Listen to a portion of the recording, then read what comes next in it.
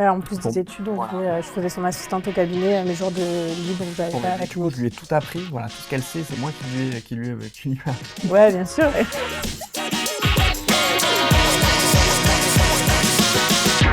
Bonjour, tout d'abord. Donc, moi, c'est Jean-David Beauchâtel, chirurgien dentiste à côté d'Aix-en-Provence. Et moi, je suis Alice Ferdani, chirurgien dentiste à Aix-en-Provence également. On est ici aujourd'hui pour parler de vous, donc deux dentistes associés au travail, mais aussi dans la vie perso, puisque vous êtes en couple. Exactement. Est-ce qu'on peut savoir comment vous vous êtes rencontrés? C'était lors d'une soirée étudiante, voilà, dans un bar à côté de la fac. Donc moi, j'étais 2 années au-dessus d'Alice, malgré le fait que je sois plus jeune qu'elle, parce qu'elle a eu un parcours un peu différent avant la fac. Ouais, j'ai fait un doc de bio et ensuite une prépa veto où j'ai échoué et donc du coup j'ai repris mes études de médecine pour faire chirurgie dentaire. Alors du coup, qu'est-ce qui a fait que vous avez voulu travailler ensemble suite à ça? Bah ça s'est fait un peu naturellement, je dirais. Jean-David avait son papa qui avait déjà un cabinet sur Bouc-Bel-Air. Moi j'ai fait beaucoup de remplats à droite, à gauche parce que je voulais vraiment voir ce que je voulais, ce que je voulais pas, me faire ma propre expérience et imaginer le cabinet de mes rêves au travers de ces expériences-là. En fait, ça a commencé où moi, j'ai fini mes études, j'ai passé ma thèse et j'ai commencé à travailler. Et Alice est venue en fait m'aider au cabinet. Ouais, c'est vrai. Elle faisait mon assistante. En plus des Bon, études, donc, voilà. je faisais son assistante au cabinet mes jours de libre où j'avais Bon, pas bah, à la du coup, je lui ai tout appris. Voilà, tout ce qu'elle sait, c'est moi qui lui ai appris. Ouais, bien sûr. Quelle chance! Donc moi, ça faisait un petit moment que j'étais dans le cabinet de mon père quand Alice a enfin fini voilà, de passer sa thèse et mon père se rapprochait de la retraite et en fait on a cherché à acheter un cabinet ensemble tout de suite et bon, finalement on n'a pas trouvé, on a eu l'opportunité de racheter le cabinet de mon père et donc on a fait ce projet-là à deux parce qu'on était quand même des jeunes dentistes et que ça nous paraissait être un gros projet et ça nous rassurait voilà, de faire ça ensemble parce qu'on se connaissait, qu'on se faisait totalement confiance et que en fait ça nous paraissait complètement naturel. Évident, ouais.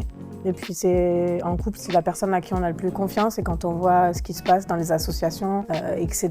autour, où ça se passe mal ou ça finit mal, on se disait que finalement c'était peut-être plus sécuritaire de faire ça, puis ça s'est fait vraiment naturellement, où on est très complémentaires. Voilà, moi je voyais ça comme moins de problèmes parce que un seul cabinet à gérer, ça veut dire un remplaçant à trouver, ça veut dire une source de problématique et pas deux.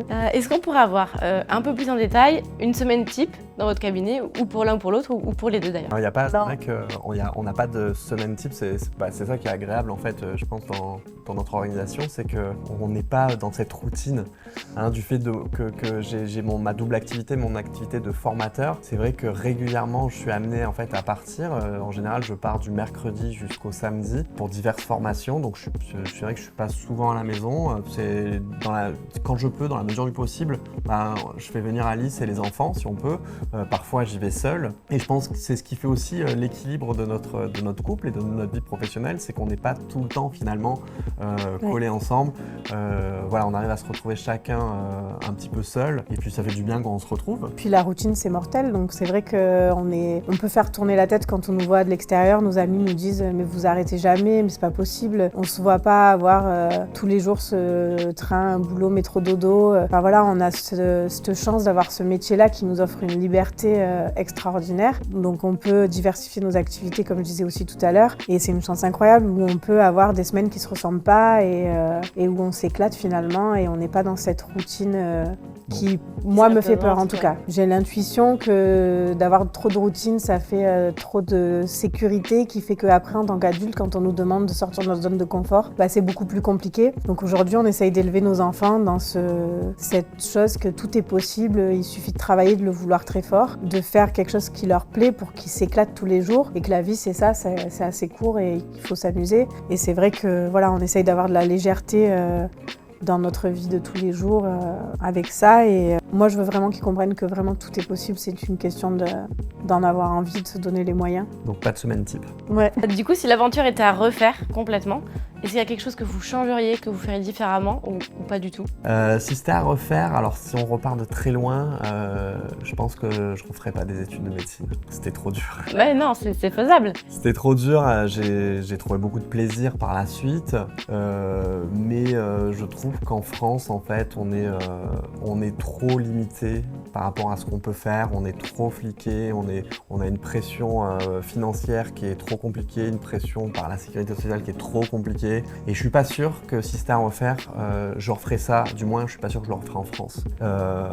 Maintenant, si c'était à refaire au niveau du cabinet, parfois, je me dis que je montrerai pas ma propre structure et que par souci de simplicité, C'est le fainéant qui parle. Voilà, c'est le fainéant qui parle. Au final, voilà, c'est vraiment ce qu'on a dit tout à l'heure, que moi je suis un clinicien et je suis pas dans le management ou la création d'entreprise pour avoir en fait cette liberté en fait du collaborateur qui peut du jour au lendemain aller à droite, à gauche. Et c'est vrai qu'en tant que chef d'entreprise, quand on a son cabinet, on a cette pression de se dire voilà, là je suis enfermé dans mon cabinet, je peux pas faire ce que je veux, je peux pas décider demain de tout arrêter, de partir faire autre chose. Oui, c'est plus ça, on vient. Le simple fait de savoir que c'est pas possible, et ben ça nous enferme là-dedans. Un peu moins de liberté. Ouais. Ouais, en fait, c'est la pression financière qu'on a pour les investissements qu'on a fait qui fait que demain on veut arrêter, on peut pas en fait parce que il faut payer les crédits. Aujourd'hui, trouver un jeune qui veut racheter notre cabinet, les crédits, clairement, il a pas la capacité forcément parce qu'on a énormément de matériel, etc. Donc un dentiste seul récupérer ça, c'est compliqué. Donc c'est vrai que c'est ce truc-là où on se dit, viens, on part faire le tour du monde 6 mois avec les enfants. Ça s'organise. Je pense pas que ça soit impossible parce que rien n'est impossible, mais ça demande une organisation qui est beaucoup plus compliquée que si on était collaborateur dans un cabinet et où on dirait, écoute, moi j'arrête ma collab, je m'en vais pendant 1 an, puis je verrai ce que je fais quand je reviens. Donc c'est vrai que c'est cette dernière liberté qu'on n'a pas. Après, à refaire, moi je referais rien parce que toutes ces expériences, elles nous ont permis d'être qui on est aujourd'hui. J'ai le regret que ça soit allé pas assez vite, mais... Parce qu'elle veut toujours que ça aille trop vite. Mais en fait, voilà, en réfléchissant, c'est vrai que c'est moi qui ai l'impression que ça va pas vite, mais quand on sort du contexte et que c'est des gens extérieurs, ils me disent mais tu te rends pas compte, c'est allé déjà très vite. Moi, j'ai toujours l'impression que ça va pas assez vite, que c'est pas assez bien. Je travaille là-dessus aussi, mais voilà, à refaire, je pense que je referai rien parce que aujourd'hui, je changerai rien. Oui, je referai la même chose parce qu'aujourd'hui, on a quand même une belle vie, on a construit beaucoup de choses à côté, on a si on n'avait pas ces crédits du cabinet qu'on est obligé de rembourser, on pourrait très bien vivre de nos activités annexes, que ce soit la formation ou l'immobilier qu'on fait. On travaille, on continue à soigner les patients parce qu'on aime ça, parce on se sent utile et que c'est important pour nous d'avoir un impact sur la vie des gens dans notre vie. Non, en fait, on est heureux. On change rien au final, c'est ça, la finalité. C'est une belle finalité. Ouais, c'est pas mal.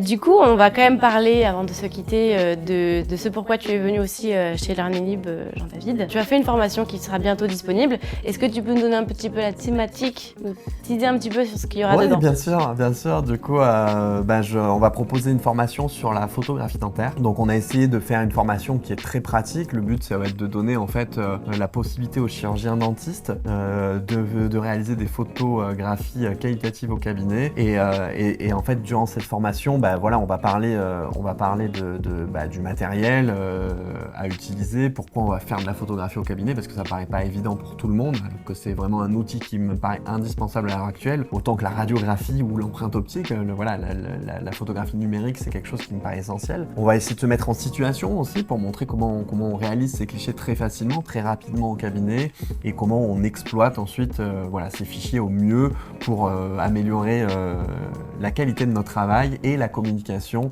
avec nos patients, avec le prothésiste, avec les différents acteurs du traitement.